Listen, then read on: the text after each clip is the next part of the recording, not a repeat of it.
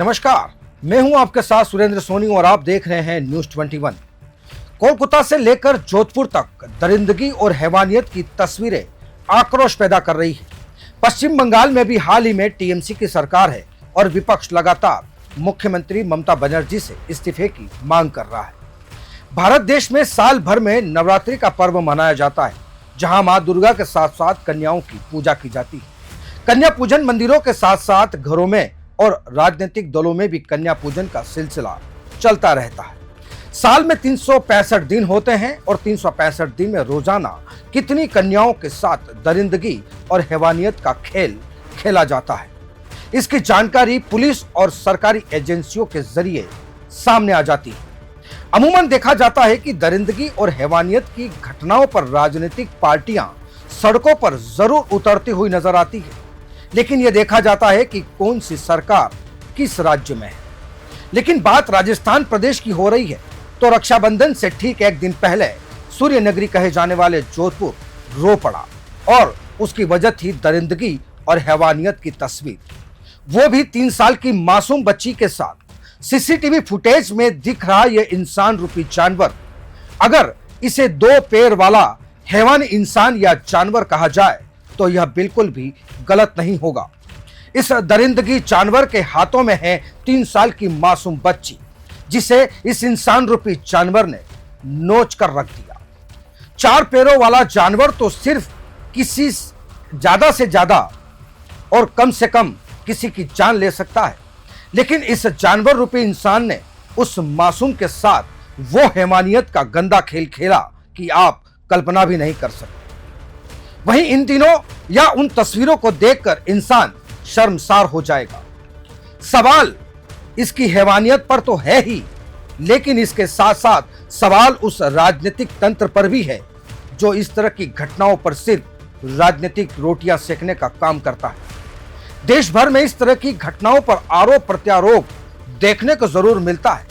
प्रदेश में हो रही घटनाओं पर मौजूदा सरकार पर विपक्ष सवाल उठाता है और सत्ता पक्ष उस घटना की निंदा करते हुए कड़ी कार्रवाई का दिलासा देकर आगे बढ़ जाता है। राजस्थान प्रदेश में 2023 से पहले कांग्रेस सरकार थी, मुख्यमंत्री थे अशोक गहलोत और उनके पास थी कानून व्यवस्था संभालने की कमान। तब राज्य में दरिंदगी और हैवानियत की घटनाओं पर बीजेपी के बड़े बड़े नेता सड़कों से लेकर सोशल मीडिया तक तूफान खड़ा कर देते थे, मुख्यमंत्री का इस्तीफा मांगते थे। खैर 2023 के विधानसभा चुनाव में सत्ता का परिवर्तन हो गया और प्रदेश की सत्ता पर काबिज हो गई भाजपा। अब विपक्ष में बैठे नेता सोशल मीडिया पर पोस्ट कर इंसाफ की मांग कर रहे हैं। प्रदेश के पूर्व मुख्यमंत्री अशोक गहलोत ने सोशल मीडिया एक्स पर अपनी प्रतिक्रिया जाहिर की। उन्होंने पोस्ट करते हुए लिखा, जोधपुर में 3 वर्ष की मासूम बालिका के साथ बलात्कार की घटना झकझोर कर देने वाली है। इस घटना से जनता में गहरा रोष है। राजस्थान की जनता में इस तरह की घटनाओं में भय का माहौल पैदा हो रहा है। यह सरकार और पुलिस का इकबाल कम होने से अपराधियों के बेखौफ होने का उदाहरण है। प्रदेश के युवा और वरिष्ठ नेता सचिन पायलट ने भी सोशल मीडिया एक्स पर अपनी प्रतिक्रिया लिखते हुए मौजूदा सरकार पर सवाल खड़े करते हुए लिखा कि जोधपुर में मासूम बच्ची के साथ हुई दरिंदगी दिल दहला देने वाली है। आरोपियों को सख्त से सख्त सजा मिले और पीड़ित परिवार को जल्द न्याय मिले। अपराध बेलगाम रफ्तार से बढ़ रहे हैं, अपराधी बेखौफ हो गए हैं। प्रदेश में ध्वस्त हो चुकी है कानून व्यवस्था पर से लोगों का इकबाल खत्म हो गया है, लेकिन सरकार हाथ पर हाथ रखकर बैठी है। भाजपा द्वारा महिला सुरक्षा एवं सशक्तिकरण को लेकर किए गए तमाम वादे झूठे साबित हुए। यह बेहद शर्मनाक है। इसी फहरिस्त में कांग्रेस पीसीसी चीफ गोविंद सिंह डोटासरा ने भी सवाल खड़े करते हुए सरकार को आड़े हाथ लेते हुए सोशल मीडिया एक्स पर लिखा, जोधपुर में मासूम बच्ची के साथ हैवानियत समाज और सिस्टम पर कलंक है। हैवानियत करने वाले दरिंदों को कड़ी से कड़ी सजा मिले। राजस्थान में कानून व्यवस्था पूरी तरह से बिगड़ चुकी है। महिला सुरक्षा का नामो निशान नहीं है। लेकिन क्या अब भी प्रदेश में कांग्रेस सत्ता पक्ष में थी तब भी इसी तरह की घटनाएं सामने आने पर इसी तरह से बीजेपी नेता प्रतिक्रिया देते थे।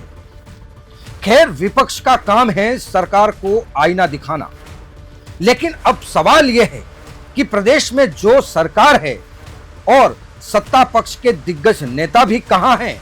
यह सवाल भी सबसे बड़ा है कि भाजपा नेता पूर्ववर्ती सरकार के खिलाफ सड़कों से लेकर सोशल मीडिया और आंदोलन की चिंगारी को तेज हवा देते थे। आज वो नेता खामोश क्यों हैं? क्या वो नेता आज भी संजीदा हैं? क्योंकि मामला जोधपुर का है, तो जोधपुर सांसद और केंद्रीय मंत्री गजेंद्र सिंह शेखावत पूर्ववर्ती सरकार में कांग्रेस भगाओ राजस्थान बचाओ का नारा देते हुए सोशल मीडिया पर सरकार को आड़े हाथ लिया करते थे। लेकिन जोधपुर में हुई हैवानियत की घटना पर अब तक कोई प्रतिक्रिया नहीं आई। भाजपा के पूर्व प्रदेश अध्यक्ष सतीश पूनिया भी पूर्ववर्ती सरकार में सड़कों पर आंदोलन करते थे, पुतले जलाते थे, पूर्ववर्ती सरकार को सोशल मीडिया के जरिए उन पर खूब हमला बोला करते थे। लेकिन जोधपुर की घटना पर सतीश पूनिया भी खामोश नजर आए। चित्तौड़गढ़ से सांसद सीपी जोशी भी इसी फहरिस्त में शामिल है। सीपी जोशी भी पूर्ववर्ती कांग्रेस सरकार में अपराध होने पर खूब तांडव मचाते हुए नजर आते थे और लिखते थे, दुष्कर्म और महिलाओं के प्रति हिंसा में राजस्थान देश में 1 नंबर पर है। लेकिन जोधपुर में हुई दरिंदगी पर सीपी जोशी भी चुप्पी साध चुके हैं।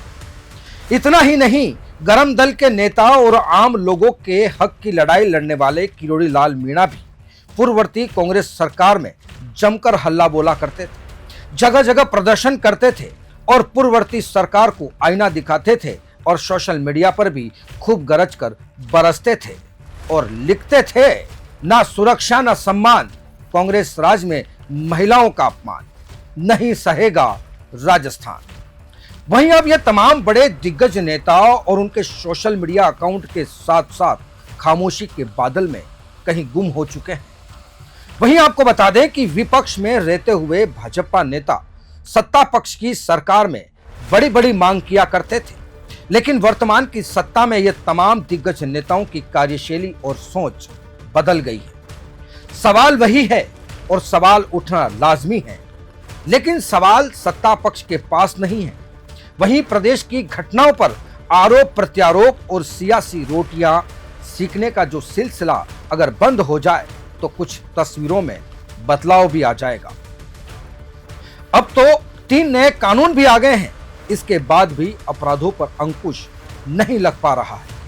वहीं राजनीतिक दलों के दिग्गज नेता कब तक हैवानियत और इंसानियत को शर्मसार करने वाली घटनाओं पर राजनीतिक रोटियां सेकते रहेंगे, यह सवाल भी सबसे बड़ा है। फिर हाजिर होंगे सियासी अखाड़े की एक और दिलचस्प तस्वीर को लेकर। तब तक मुझे दीजिए इजाजत। नमस्कार।